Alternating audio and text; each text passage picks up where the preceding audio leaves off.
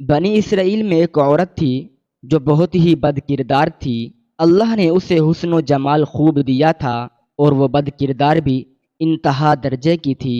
پوری بستی کے ساتھ اس کے ناجائز تعلقات تھے۔ وہ اتنی مالدار ہو گئی کہ اپنے لیے ایک بہت بڑا محل بنوایا اور تخت بھی بنوایا جس پر وہ روزانہ بن سور کر بیٹھتی تھی، اور اس کے ساتھ غلط تعلق رکھنے والے پورے شہر کے امراء آتے تھے۔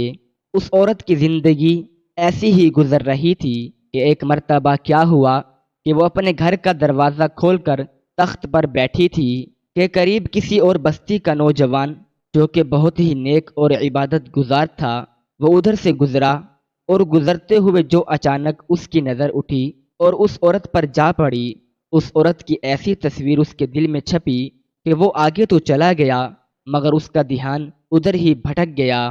وہ پھر جہاں بھی بیٹھتا، مراقبہ میں، تسبیحات میں، ذکر میں، تلاوت میں، جب بھی بیٹھتا اس کا دل ہی نہیں لگتا تھا۔ اس نوجوان نے روزے بھی رکھے لیکن اس لڑکی کا خیال دل سے نہ نکال سکا۔ اس نے اپنے آپ کو بہت تکلیف پہنچائی، کئی کئی دن اپنے آپ کو بھوکا پیاسا بھی رکھا مگر اس کے دل سے اس عورت کا خیال نہ نکل سکا۔ حتیٰ کہ ایک دن اس نے سوچا کہ جب اس کے خیال سے میری جان نہیں چھوٹتی تو کیوں نہ میں اس کے پاس چلا جاؤں۔ چنانچہ اس نوجوان کے پاس تھوڑا بہت سامان تھا، اس نے اس کو بیچا اور اتنے پیسے تیار کیے جتنے سے وہ بدکار عورت اپنے پاس آنے کی اجازت دیتی تھی۔ وہ اس عورت کے پاس آیا اور اس کو پیسے دے کر اس کے ساتھ تخت پر بیٹھ گیا، بات چیت کرنے لگا۔ اچانک بات چیت کرنے کے دوران اس کے دل میں یہ خیال آیا کہ میں نے نیکوکاری کے اتنے سال گزارے ہیں، آج میرے اللہ مجھے اس غیر محرم عورت کے ساتھ بیٹھے ہوئے بھی دیکھ رہے ہیں۔ بس یہ خیال دل میں آیا تو اللہ کا ڈر دل پر غالب آ گیا اور نوجوان نے کانپنا شروع کر دیا۔ عورت نے اسی سے پوچھا، کیوں کانپ رہے ہو؟ تمہارا چہرہ کیوں پیلا ہو گیا ہے؟ تو اس نوجوان نے کہا، میری طبیعت ٹھیک نہیں ہے۔ تو اس عورت نے کہا کہ تم جس مقصد کے لیے آئے ہو وہ مقصد پورا کرو اور یہاں سے جاؤ۔ اس نوجوان نے کہا کہ نہیں۔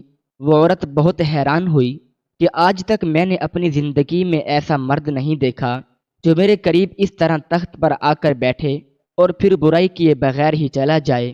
تم کیسے نوجوان ہو؟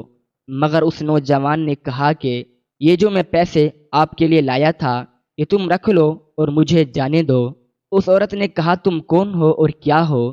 اس نوجوان نے بتایا کہ میرا نام فلاں ہے اور فلاں بستی کا رہنے والا ہوں، اور میرے دل میں یہ خیال آ رہا ہے کہ میں نے اتنی عمر مصلے پر بیٹھ کر گزار دی ہے، آج میرے اللہ مجھے تیرے ساتھ بیٹھے ہوئے بھی دیکھ رہے ہیں۔ بس اس کے بعد اس نوجوان کی آنکھوں میں آنسو آ گئے۔ اس نوجوان کے جانے کے بعد جو تھوڑی دیر کی صحبت ساتھ بیٹھنے کی اس عورت کو ملی تھی، اس کی برکت سے اس عورت کے دل میں خیال آیا کہ یہ کنوارا نوجوان اتنا اللہ سے ڈرتا ہے جبکہ اس نے گناہ بھی نہیں کیا، اور میں تو سارا دن اور ساری رات گناہ کرتی رہتی ہوں، میں تو خدا سے ڈرتی بھی نہیں۔ اس کے دل میں شرمندگی پیدا ہوئی، کروں تو کیا کروں؟ دل میں خیال آیا کہ اچھا جاتی ہوں، حضرت موسیٰ علیہ السلام سے پوچھتی ہوں کہ میرے لیے بھی کوئی توبہ کی گنجائش ہے۔ وہ اپنے گھر سے نکل کھڑی ہوئی۔ اب اس کو بستی کا ایک ایک بندہ پہچانتا تھا، وہ اتنی نامی گرامی چیز تھی۔ وہ چلی اور جا کر حضرت موسیٰ علیہ السلام کو دیکھا تو وہ اس وقت بنی اسرائیل کے لوگوں کو نصیحت فرما رہے تھے۔ اس نے کسی آدمی کے ذریعے پیغام بھیجا کہ حضرت موسیٰ علیہ السلام سے جا کر کہو کہ میں ان سے ملنا چاہتی ہوں۔ اس خدا کے بندے نے سیدھا جا کر سب کے سامنے کہہ دیا کہ حضرت آپ سے فلاں عورت ملنے آئی ہے۔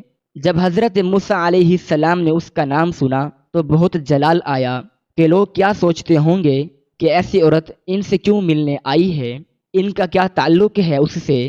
حضرت موسیٰ علیہ السلام نے غصے میں کہہ دیا کہ چلی جا یہاں سے، میں نہیں اس سے مل سکتا۔ اس بیوقوف نے آ کر کہا، میں نے بات کہی تو وہ بہت خفا ہو گئے اور تم سے نہیں ملنا چاہتے۔ وہ عورت ڈر گئی۔ اس نے کہا کہ میری بدکاریاں ایسی ہیں کہ اللہ تو مجھ سے پہلے ہی ناراض ہے، تو اللہ کے نبی بھی مجھ سے بات کرنا نہیں چاہتے، میرے لیے تو اب دنیا میں کوئی ٹھکانہ نہیں۔ بڑے اوداس اور اوجھل قدموں کے ساتھ وہ وہاں سے چل پڑی۔ واپس آ گئی اور اسے سمجھ نہیں آ رہی تھی کہ وہ کیا کرے اور کیا نہ کرے۔ اب وہ حیران تھی کہ اللہ کے نبی نے بھی مجھ سے بات کرنا گوارا نہیں کیا، میں اتنی گری ہوئی چیز تو ہوں، وہ بات کرنا بھی نہیں چاہتے۔ چنانچہ وہ گھر آئی اور گھر کی کنڈی لگائی۔ اس نے اپنے کسی بڑے سے سنا ہوا تھا کہ بندہ جب اپنے رب کو منانا چاہے تو اس کو چاہیے کہ وہ اس کے سامنے سجدہ کرے۔ چنانچہ اس کو کوئی اور طریقہ سمجھ نہیں آ رہا تھا۔ گھر کی کنڈی لگا کر ایک جگہ اس نے مصلی بچھایا اور اللہ کے سامنے سجدہ کیا۔ اسے پوری دنیا میں کوئی اور نجات کا راستہ نظر نہیں آ رہا تھا۔ پھر اللہ کی شان دیکھیں، اس نے ساری رات عبادت میں گزاری۔ اگلے دن اس کے دل میں خیال آیا کہ میں عورت ذات ہوں، اکیلی اس مکان میں نہیں رہ سکتی، ایک میری خادمہ ہے، تو میں اگر نیت بھی کر لوں تو جتنے لوگوں نے میرے ساتھ بدکاریاں کی ہیں وہ مجھے یہاں نہیں رہنے دیں گے، تو پھر یہ ہے کہ میں اس جگہ کو چھوڑ کر چلی جاؤں۔ اس عورت نے فیصلہ کر لیا کہ میں یہاں سے چلی جاتی ہوں۔ اس نے اپنے آپ کو ایک سادہ کپڑے میں لپیٹا تاکہ کوئی کپڑوں اور حسن و جمال کو نہ دیکھ سکے کہ یہ کون جا رہی ہے۔ پھر اس نے سوچا کہ عورت ذات ہوں، کہاں جاؤں گی؟ دل میں خیال آیا کہ وہ نوجوان جو آیا تھا، جس کے دل میں اللہ پاک کا اتنا خوف تھا کہ وہ اللہ کے ڈر سے کانپ رہا تھا، کیوں نہ میں اس نیک بندے کے پاس چلی جاؤں، اس کی خادمہ بن کر رہ جاؤں، ممکن ہے کہ وہ مجھے نکاح میں ہی قبول کر لے۔ اور اس بستی کی طرف چل پڑی۔ چنانچہ ڈھونڈتی ہوئی اس بستی میں اس کے گھر پہنچی اور گھر والوں سے کہا کہ میں فلاں بندے سے ملنے کے لیے آئی ہوں۔ تو اس کے گھر والوں نے کہا کہ اس کے ذکر و عبادت کا معمول ہے اور وہ کمرے سے اتنے بجے نکلتا ہے، تم ایسا کرو انتظار کر لو۔ چنانچہ اس نے کہا میں انتظار کر لیتی ہوں۔ وہ انتظار میں بیٹھ گئی۔ جب انتظار کرنے بیٹھی ہوئی تھی تو اچانک اس نوجوان نے دروازہ کھولا۔ اس کی نظر اس عورت پر پڑی، یہ سامنے بیٹھی ہوئی تھی۔ جب نوجوان نے عورت کا چہرہ دیکھا تو اس نوجوان کو اپنا وہ وقت یاد آ گیا جب میں نے اپنے مصلی کو چھوڑ کر اس کے تخت پر جا بیٹھا تھا۔ اس نوجوان کے دل پر خوف طاری ہو گیا کہ کہیں یہ میرا ایمان خراب کرنے تو نہیں آ گئی، میں نے تو اتنی مشکل سے اس کا تصور ذہن سے نکالا تھا۔ پھر نوجوان پر اتنا خوف طاری ہوا کہ وہ وہیں گر پڑا اور اس کی جان ہی چلی گئی۔ اب اس کی وفات پر گھر والے بھی رنجیدہ اور اس عورت کو بھی بہت غم تھا۔ خیر 3 دن کے بعد اس عورت نے اس کے گھر والوں کو بتایا کہ میں تو اس نیت سے آئی تھی۔ انہوں نے کہا کہ اب وہ تو اس دنیا سے چلا گیا، اس کا ایک بھائی ہے، اگر وہ تمہارے ساتھ نکاح کر لے تو تم اس کے ساتھ نکاح کر لو گی؟ اس عورت نے کہا کہ ٹھیک ہے۔